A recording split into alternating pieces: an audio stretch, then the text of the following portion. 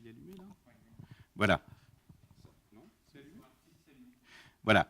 On imagine que le latin classique donne le latin vulgaire et que le latin vulgaire donne les langues romanes. Bon, ça, c'est selon moi, c'est une légende. Ça ne marche pas très bien.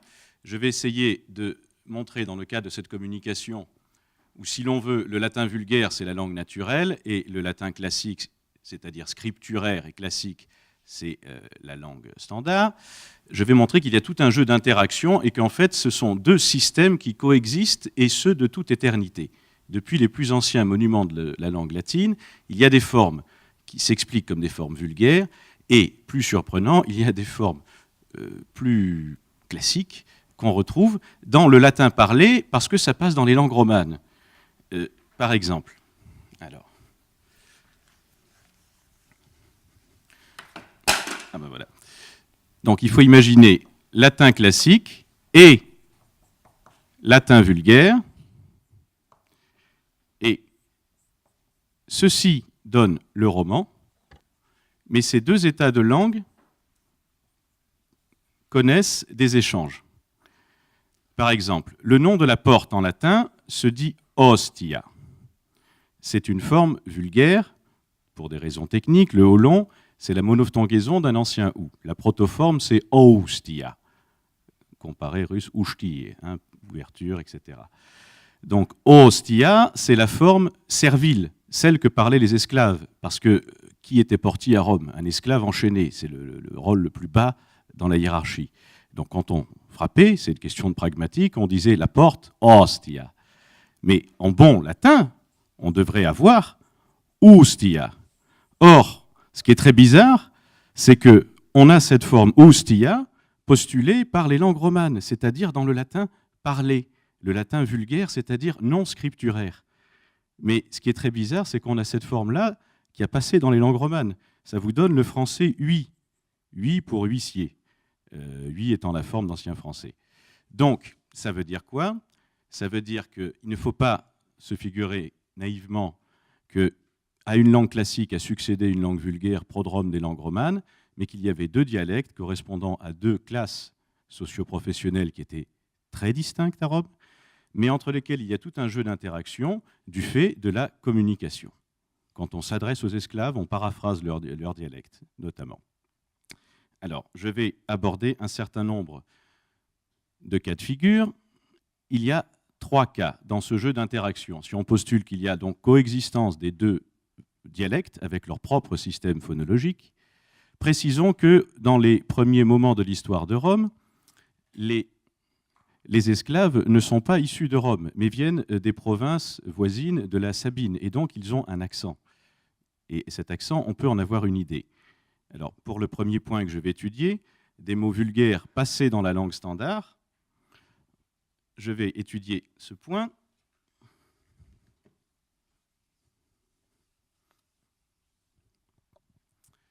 Par exemple, vous connaissez tous le nom de la pierre en latin, lapis lapidem. Bon. À quelques dizaines de kilomètres de là, il y avait une langue apparentée au latin, mais qui n'en était pas, qu'on appelait l'ombrien. En ombrien, il y a un terme apparenté au terme latin, mais qui a suivi une évolution phonétique assez complexe, vu que ça aboutit à cette forme. Qu'est-ce à dire? La forme latine, en fait, se prononce rapid, quelque chose comme ça, avec un LVLR, et la forme ombrienne se prononce waped, c'est-à-dire que le est passé à w et de passe à v. Donc, c'est le même mot, en fait, lapid, rapid. Donc ça, vous venez d'entendre l'accent ombrien. C'est comme ça que les esclaves ombriens ou sabins prononçaient le latin. Gens de conditions serviles. Donc, ça permettrait d'expliquer un tel écart dans le système phonologique. Système, si vous voulez, ce n'est pas seulement phonostyle haut, phonostyle bas, comme en français quelque chose ou quelque chose. le même mot prononcé par des gens de la bonne société ou par des gens qui ont un français plus relâché. Là, c'est carrément des gens qui sont en partie des immigrants. Les premiers esclaves venaient des provinces nouvellement conquises. Mais à 30 km de Rome, on parlait des choses très différentes. Donc, selon moi, il y a toute une série de mots latins présumés classiques qui se trouvent dans le Gaffio, qui ne sont pas du latin tardif attesté chez Frégédère à la fin de l'Antiquité. Pas du tout. Ça se trouve chez Cicéron. Mais ce sont des mots qui renvoient comme par hasard à des réalia qui évoquent le monde servile. Donc, vous avez par exemple le verbe tolerare, porter un fardeau. Ce n'est pas très patricien comme occupation. Donc, tolerare, à mon avis, c'est une forme rotacisée, spirantisée de tolidus, tollidare, qui voudrait dire porter, comme solidus, solidare, hein, rendre solide. Tolerare, c'est un ancien tollidare, prononcé par des gens qui avaient un accent un peu comme les gens qui disaient la pierre, non pas lapide, mais warped. Voilà, donc, on a des paires minimales. À côté du verbe solidare, affermir, on a, chez les grammairiens tardifs, qui blâment cette forme, solerare. Ça veut dire cimenter une route. Ce n'est pas un boulot de sénateur non plus. Bon. Donc, je pense qu'on peut tenir pour acquise l'hypothèse selon laquelle un certain nombre de verbes en errare du latin ne sont... Alors, il y a plusieurs catégories, c'est très technique, mais un certain nombre de verbes en errare ne sont pas ce qu'on croit, ce sont des avatars vulgaires prononcés dans un phonostyle extrêmement relâché, mais ce ne sont pas des termes qui évoquent la vie intellectuelle ou philosophique, ce sont des activités extrêmement prosaïques et dévolues aux esclaves. Donc le verbe lacérer, mettre en haillon, au participe passé, hein, laceratus, c'est un ancien lacidatus. Lacedatus, laceratus. En grec ancien, on a lacides, les haillons, avec un D. Il en va de même pour pulvériser, etc. Pulueo, ça existe, puluesco. Puluidus, on ne l'a pas, c'est très surprenant. Puluidare, on ne l'a pas non plus, mais on a puluerare. Puluerare est pour puluidare, encore une fois. Même motif, même punition. Bien, on voit là, c'est dit sur les formes en D. Il y a des traitements aussi. Alors ça, la réduction de cte à te, ça ne se trouve pas en proto-roman, ça ne se trouve pas en italien, etc. Donc c'est un traitement qui, dès l'Antiquité, est un traitement dialectal, ce nom Venenen. C'est-à-dire, ça se trouve à Pompéi notamment. Donc là, ce n'est pas les Ombriens du Nord, c'est plutôt les Osques du Sud. Chez ces gens-là, cte se réduisait à te. On a des exemples à Pompéi. Victor, hein, le prénom Victor, c'est Vitor. Voilà, cte se réduit à te. Bon. Donner des coups de poing, battuo, battuere, verbe qui n'a aucune étymologie indo-européenne. Parce qu'il y a un B, il y a un A, il y a une géminée. Aucun de ces trois traits n'est censé exister. On rapproche des formes celtiques du nom de la bataille, mais c'est très mauvais, franchement. Donc, selon moi, battuo, qui est un terme plotinien qui veut dire donner des coups de poing, qui a un sens obscène aussi, comme le français, se taper quelqu'un. Hein, battuere uxorem, c'est se taper quelqu'un. On a ça chez Pétrone. Selon moi, battuere, ça vient de impingere impactus, donner des coups de poing. Ça, c'est parfaitement attesté. Il vaut mieux partir de ce qu'on a que de poser une racine vague et conceptuelle, même si je crois en la reconstruction des racines.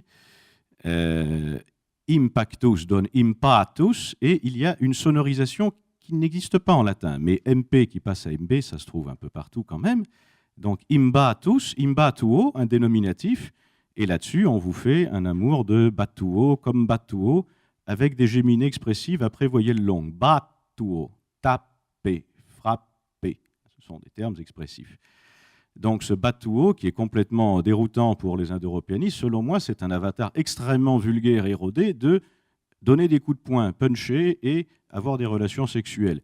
Ce n'est pas vraiment un verbe de la bonne société. Donc, plus étonnant, chez les gens du peuple, donc, qui avaient des origines du Nord, parce que dans le Sud, les diphtongues, ça reste stable.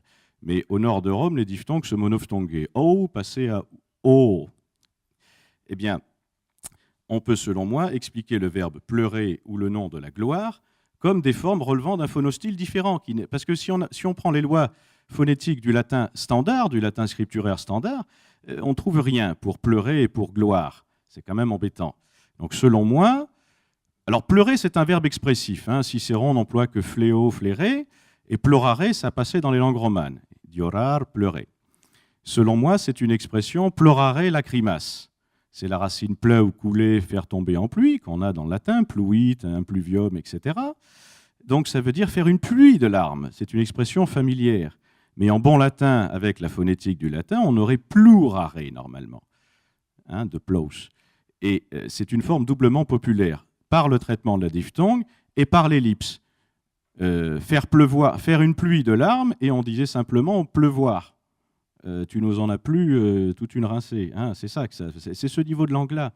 Ça ne veut pas dire pleurer, ça veut dire faire couler des larmes comme une fontaine, quelque chose comme ça. Le nom de la gloire, alors là, vous allez me dire, typologiquement, c'est absurde ce que vous racontez. La gloire, c'est typiquement patricien. Mais attention, qu'on pense à la figure ridicule du miles gloriosus, le soldat fanfaron.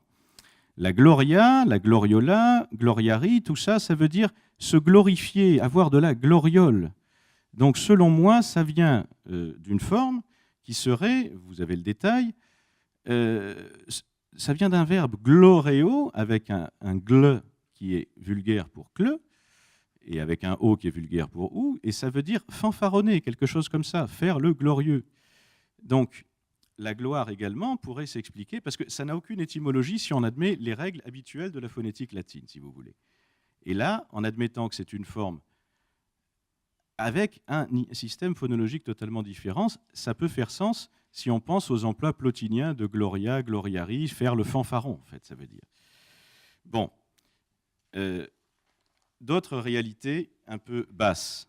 Ligula, la cuillère. Alors, lingula existe, c'est fait sur lécher. Pensez à lèche-frite en français, enfin un nom d'instrument, on peut dire la cuillère, c'est la lécheuse. Ça, tout le monde est d'accord. Simplement, ici, le trait vulgaire, c'est la disparition du N, qu'on retrouve à Pompéi pour des tas de mots. Figulus, le potier. Le verbe est fingo. Ce qu'on attendrait en bon latin, c'est fingulus. Et on a figulus, vulgaire. Pourquoi ? Potier, c'est ce qu'il y a tout en bas de l'échelle sociale à Rome. Pareil que tout ce qui est du vocabulaire de la cuisine. La cuisine, c'est à côté des latrines. Hein, c'est pour ça qu'on dit culinaire, c'est fait sur le mot culus.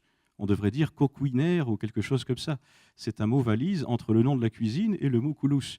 Donc, autant dire que la cuisine, ce n'est pas de la haute cuisine à Rome. C'est extrêmement méprisé. Bien. Excusez-moi, il me reste combien de temps ? Très bien. Donc là, dans un premier temps, je voulais vous présenter un certain nombre d'exemples de formes qui, selon moi, sont vulgaires. Ce sont toutes des formes étymologiquement impossibles à rendre compte. Je vais prendre un autre exemple, qui est une autre approche, des formes qui étaient tout à fait correctes, mais que les Romains ont perçues comme vulgaires et qu'ils ont corrigées par hypercorrection, comme lorsque nous en rajoutons des H ou des Y en français. C'est exactement pareil. Je vais prendre un simple exemple, je n'ai pas le temps de tout traiter. Hallucinari, avoir des hallucinations. Le H peut être expressif, cela dit. Et le H, c'était clairement quelque chose de patricien. Il vaut mieux parler de latin patricien et latin plébéien, je pense. Bon, en fait, c'est la racine luc, hein, voir, ad luco, un éclat aveuglant, la berlu. Berlu est fait sur luc, hein, et ad lucinari, allucinari, ça veut dire avoir la berlue. Et chez Cicéron, on a rajouté un H, hallucinari. Et la forme est devenue complètement méconnaissable. Bon, immensus, on prononce immensus quand on fait du latin. Le groupe NS ne se prononce pas en latin, c'est Quintilien qui le dit. Donc c'est un contre-épelle, comme formonsus pour formosus. Le N, en fait, est purement graphique. Comme les mots en NS, où le N hérité, le N ne se prononçait point, quand certains mots, il n'y a jamais eu de N, on en rajoute un, parce que ça se prononçait pareil. Donc il faut partir de metitus, mesurer, in metitus, immesurable, in metsus, immensus. Et on orthographiait in mensus, mais le N n'a jamais existé. La racine est met, météore, etc. Bon, il y a un certain nombre de formes que je n'ai pas le temps d'étudier, et il y a un certain nombre, un troisième cas de figure, ce sont les formes vulgaires et perçues comme vulgaires, mais corrigées à tort. Qu'est-ce que ça veut dire corriger à tort ? Ça veut dire que ce sont des formes qui étaient perçus comme vulgaires, mais qui n'existaient pas dans la langue standard patricienne ou scripturaire. Ça veut dire quoi? Qu'il y avait, chez les locuteurs patriciens, un principe de code switching. Ils disaient, quand les gens du peuple disent R, nous disons D, quand les gens du peuple mettent un O, nous mettons un OU, etc. Donc, ils bricolaient une forme quand ils ne l'avaient pas à leur disposition. Ils la bricolaient. Et ça se retrouve en sanskrit aussi bien. Il y a des formes vulgaires qui sont resanskritisées de traviole. Krichra, difficile. En pali, c'est la langue vulgaire, comme le roman par rapport au latin, kitcha. Et kitcha, ça vient de kripsra. Donc en bon sanskrit, on devrait avoir kripsra, difficile. Mais comme on avait kitcha dans un patois vulgaire, on a refait krichra. On a un peu resanskritisé, mais ce n'est pas du vrai sanskrit. Donc ça montre qu'il y avait des échanges et qu'il n'y a pas une alternance de succession des temps et des époques. Il y a coexistence de deux États, avec une volonté patricienne de s'arroger le bon langage et de jeter le blâme sur tel ou tel mot en disant « ce mot est tordu, ne vaut rien ». Alors, parfois, donc, les mots, je vais prendre seulement l'exemple des mots en S. Le traitement normal, vous avez fait du latin, devant le gaffio, on a EX plus consonne partout. Hein, X, X, X. Bon, ce X ne se maintenait pas devant consonne. On le sait très bien, à preuve, le nom du quartier, Esquilin, Exquilinus, le fait d'habiter en dehors. Ou le prénom Sestius, de Sextius. Xte passe à ste. Bon, à l'initiale, c'est pareil. Donc, ça, c'est la base. Excurro se prononçait escurro, mais ça, mais même en latin normal. Simplement, comme chez les gens du peuple, ils avaient une tendance, comme chez moi à Marseille, à mettre une voyelle prothétique devant un groupe ste, estade pour stade.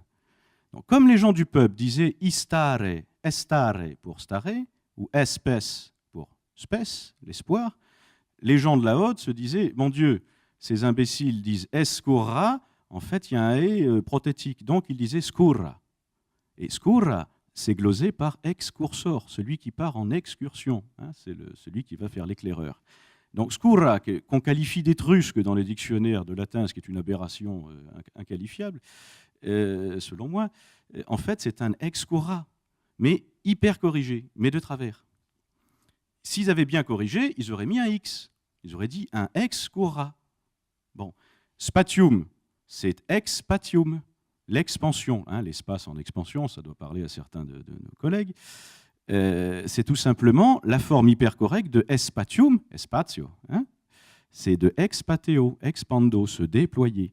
Bon, si on avait expatium, personne ne chercherait l'étymologie du mot espace. Mais comme on a juste un S juste la consonne S, eh bien, les gens cherchent une racine spé, spa, indo-européenne, etc., spet, spa.